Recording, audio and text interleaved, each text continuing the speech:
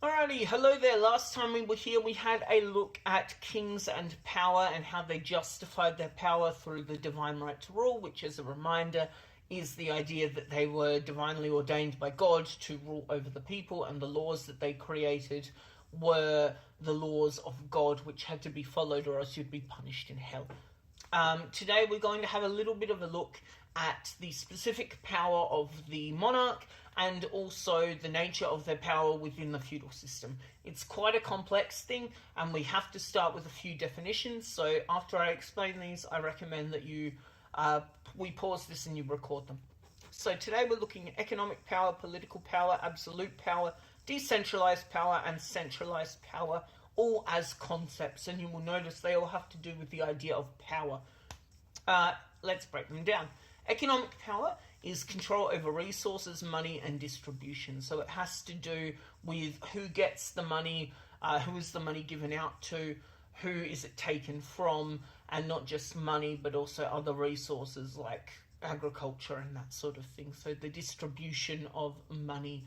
The opposite of economic power is political power, where we are looking at control over people, laws, and how they act. So while economics is the physical money and the tangible resources, political power, it has to do with the rules that govern society and the way that people do things, and the laws that they must follow.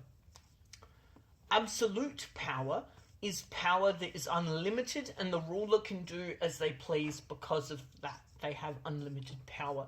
And by unlimited power, I mean unlimited economic power and unlimited political power. We'll have a little look at that in a moment.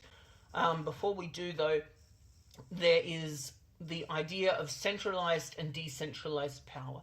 Decentralized power is power which is held by several different groups and people. So economic and political power, which is controlled by different agents and entities and parties and whoever it may be, and we'll talk about who it is in the feudal system.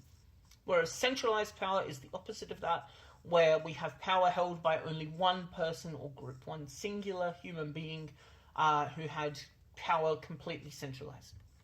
Alrighty, so in terms of monarchs in the feudal system during the medieval period, they all had absolute power. Yes, they absolutely did. Power which is unlimited, and the ruler can do as they please. So monarchs during the medieval period could do things which, didn't matter what it was, they could do it pretty much.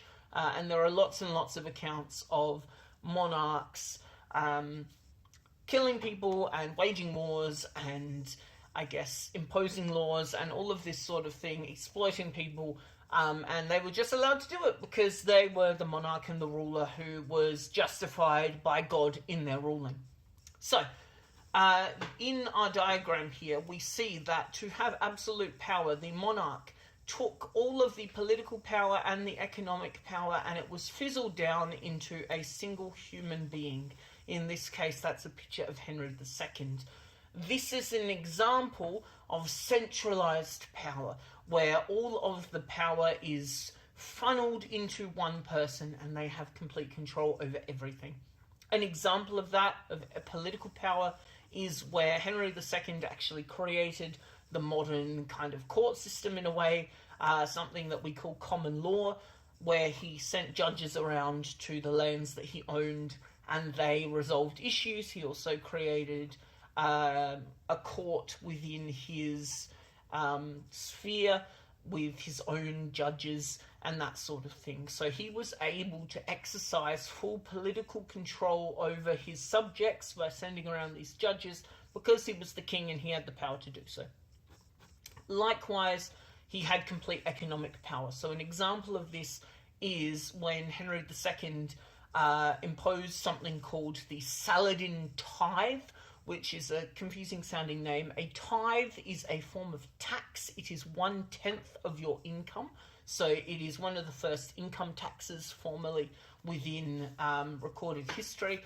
And it is where Henry II forced his entire population to give 1/10 of their overall income to him in order to fund the Third Crusade, which was against a man called Saladin, which is why it's called the Saladin Tide. And that's Saladin pictured there on his horse. He was a Muslim man, which they didn't like because the Crusades were all about Christianity, which we won't go into. But the point is that this was an example of where he wielded the power to basically to tax, to take money from all of his subjects just because he was the king and his absolute power was central. But what's interesting is that we can also argue that the feudal system was actually a system of decentralized power. How is that so?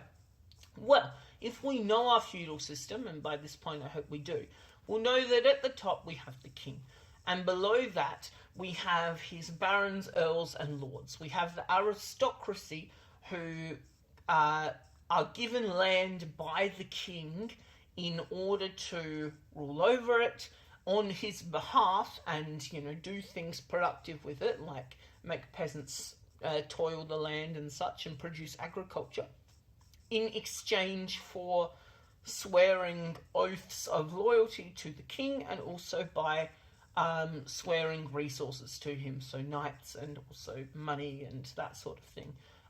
We'll look at that relationship more specifically in a minute, but the argument here is that even though the king had political and economic power in theory, actually the power was decentralized and it was within the individual lords and barons who were below the king on the political hierarchy in the feudal system, and they had full control over the people in their dominion as the ruler, just on behalf of the king. And obviously the king didn't have the power to govern the whole of, Henry II here, he actually had England and most of France, and he actually spent most of his time in France rather than England as the English king, and he couldn't govern all of that all by himself all the time. So instead he had to rely upon a class of people, the barons, to do that in his stead.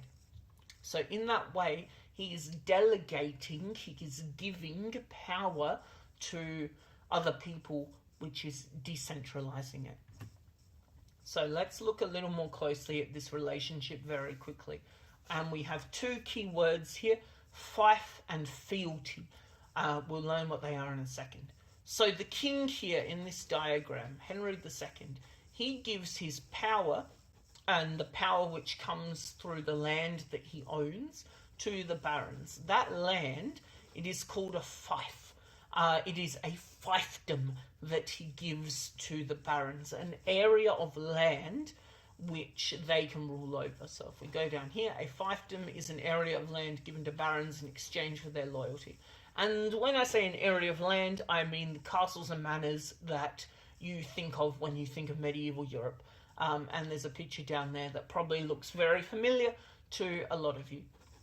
In exchange for this land, the barons would have to swear oaths of fealty and give their resources to the king.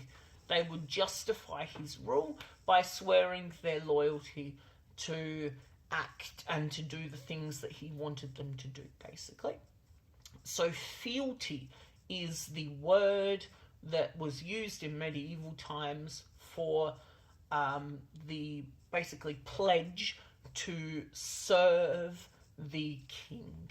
And if we go down here, there's an example of a medieval oath of fealty, which we'll read in a second, but it is important to note that oaths of fealty were given all across the rungs of the feudal system. The idea of honour was really important, and vassals, for example, would give oaths of fealty to their barons, and knights would give oaths of fealty and that sort of thing. But let's read it. So, by the Lord, before whom this sanctuary is holy, I will be true and faithful, and love all which he loves, and shun all which he shuns, according to the laws of God and the order of the world. So he is saying, I promise to basically do what you want me to do, and to be enemies with who you want me to be enemies with, as long as you give me this land. So this is an argument of how power was actually decentralized, because although in theory the king owned everything and he gave the land to the lords, it was actually on the kind of micro scale. It was the barons and the lords who were doing all of the doing and having all of the power and control in their municipalities, their fiefdoms, which they controlled. So that leaves us with a couple of very minor questions based on 2 videos, and there are some more questions that you have to answer a little bit later. But to sum up, how did feudal monarchs justify their power? It was through the church. Did feudal kings have centralized or decentralized power? That's a question for you to consider, because it could go either way. And finally, to what extent was their absolute power accepted by their subjects? That is something that we will look at in time to come, but we will find out that this whole idea of a divine right to rule and absolute power and able to do anything that they wanted to do, not always true in the medieval period.